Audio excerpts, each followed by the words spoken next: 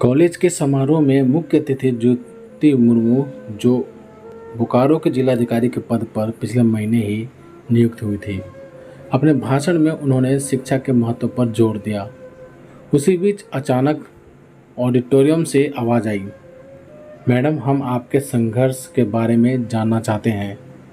हमने सुना है आपके लिए ये यात्रा आसान नहीं थी। पूरे ऑडिटोरियम में कई आवाज़ें गूंज उठी। हाँ मैडम, आपका जीवन हमारे लिए प्रेरणा स्रोत है। आप अपने जीवन के बारे में कुछ बताइए ना प्लीज़। ज्योति ने चश्मा सरकाया और सामने से आती हुई आवाज़ की ओर मुखातिब हुई। बहुत लंबी कहानी है, आप सब सुनना चाहोगे? हाँ मैडम, हाँ। पूरा ऑडिटोरियम गूंज उठा। मेरा जन्म गुमला के एक गांव के आदिवासी परिवार में हुआ था। माँ जो कमा कर लाती, उसे छीन पिता दारू पी लेते। अगर मेरी माँ पैसे देने में आनाकानी करती तो उसे बहुत मारते। मैं बहुत छोटी थी, तकरीबन 8 साल की। एक दिन मेरे पिता ने माँ को इतना मारा कि वो उसे झेल नहीं पाई और सदा के लिए हमें छोड़ इस दुखों के महासागर से निकल अनंत में खो गई। ज्योति मैडम की आंखें अतीत के इस दुखद पन्ने को पलटते ही नम हो गई। उन्होंने आगे कहना शुरू किया। माँ की मौत की खबर लगते पूरा गांव जुट गया। पुलिस आई और पिता को पकड़कर ले गई। मैं अनाथ हो गई। दिन भर घर में पड़ी माँ को याद करके रोती। कोई आकर खाना दे जाता तो खा लेती, वरना भूखे पेट ही सो जाती। 2-3 दिन बाद बगल के चाचा चाची मुझे अपने घर ले गए। चाचा के घर शहर से कुछ लोग आते जाते रहते थे। मुझे पता नहीं कि वो लोग कौन थे, लेकिन मेरी कई सहेलियों को वो लोग शहर ले गए थे। उनके माँ पिता को हर महीने पैसे आते थे। एक दिन चाचा ने मुझे भी उन लोगों के हाथ बेच दिया।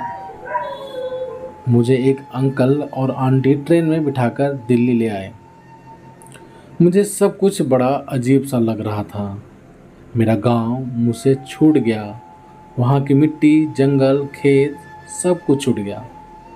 दिल्ली मुझे पता नहीं था ये कहाँ है। बड़े बड़े घर, रास्ते में मोटर, बस, कार का शोर, सब कुछ मुझे नया लग रहा था। मैं भयभीत थी, पता नहीं ये मुझे कहाँ ले जा रहे हैं। अचानक एक बड़ी बिल्डिंग के पास वो अंकल आंटी रुके। एक वर्दी वाले आदमी के पास कुछ बताया। उसने हमें जाने दिया। फिर हम लोग एक डिब्बे में बंद हुए। अंकल ने बटन दबाया और खूब ऊंचे मंजिल पर पहुंच गए। शायद यह 5वीं मंजिल थी। अंकल ने दरवाजे की घंटी बजाई। अंदर से एक मेम साहब निकली। मैं बाहर खड़ी रही। वो और आंटी अंदर जाकर क्या बात करती हैं मुझे नहीं मालूम। थोड़ी देर में उन्होंने मुझे अंदर बुलाया। अंकल ने मुझसे कहा, ज्योति, ये तुम्हारी मेम साहब हैं। घर में एक 5 साल का बच्चा और साहब हैं। कुल 3 जनों का परिवार था उनका।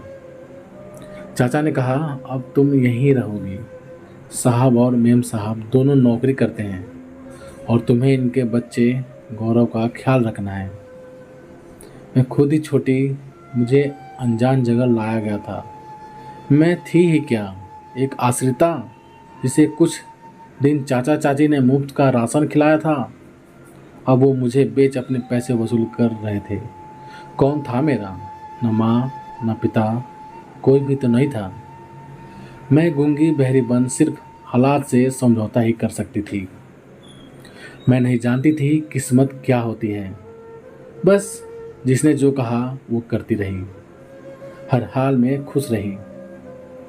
लेकिन उस घर में मुझे छोटी छोटी बातों पर पीटा जाता।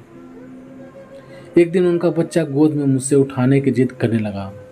मैंने उसे उठाया तो उसका वजन नहीं संभाल पाई और वो गिर गया।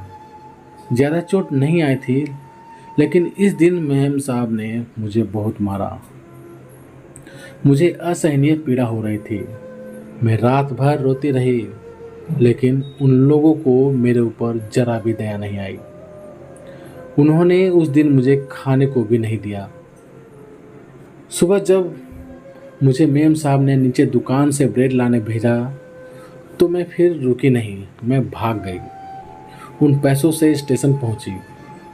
मैं घर जाना चाहती थी, लेकिन मुझे कुछ भी पता नहीं था, और दूसरा वहाँ मेरा था ही कौन। अगर वहाँ किसी तरह पहुँच भी जाती तो चाचा चाची फिर भेज देंगे। इसी उधेड़ बुन में मैं लगी रही। भूख बहुत लगी थी, बचे पैसे से कुछ खाया, फिर वहीं घूमती रही। कुछ समझ में ही नहीं आ रहा था। तभी गश्त करती पुलिस वहाँ आ गई।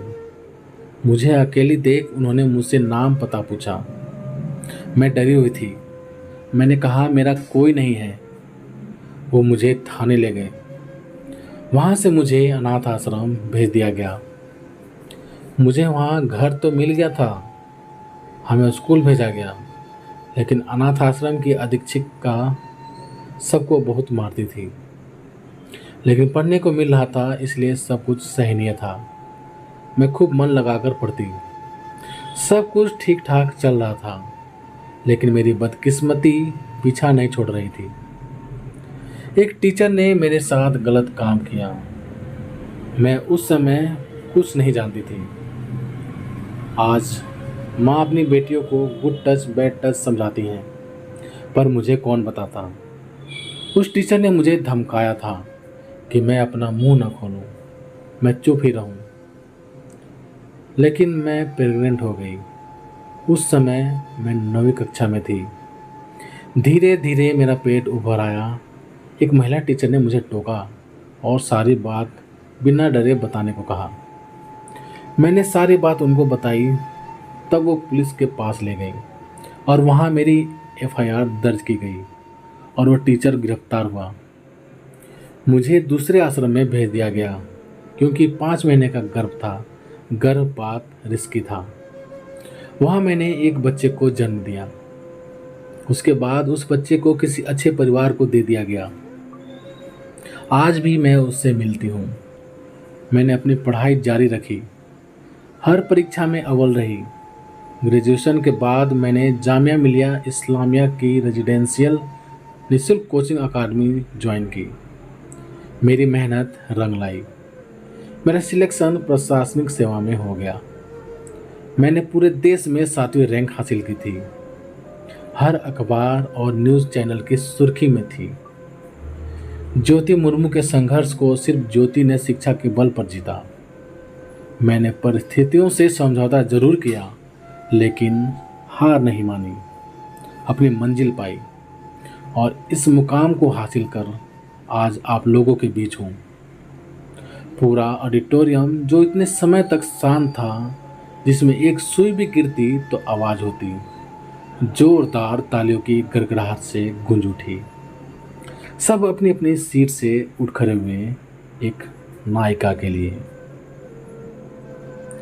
तो प्यारे दोस्तों, आप सभी का इस कहानी के बारे में क्या राय है, प्लीज़ कमेंट करके हमें ज़रूर बताना। यदि ये कहानी आप सभी को पसंद आई हो तो प्लीज़ लाइक करना, शेयर करना, और चैनल पर नए हो तो चैनल को सब्सक्राइब भी ज़रूर कर देना। चलिए दोस्तों, मिलते हैं आप सभी से एक और नई कहानी के साथ। तब तक ले जय हिंद, वंदे मातरम।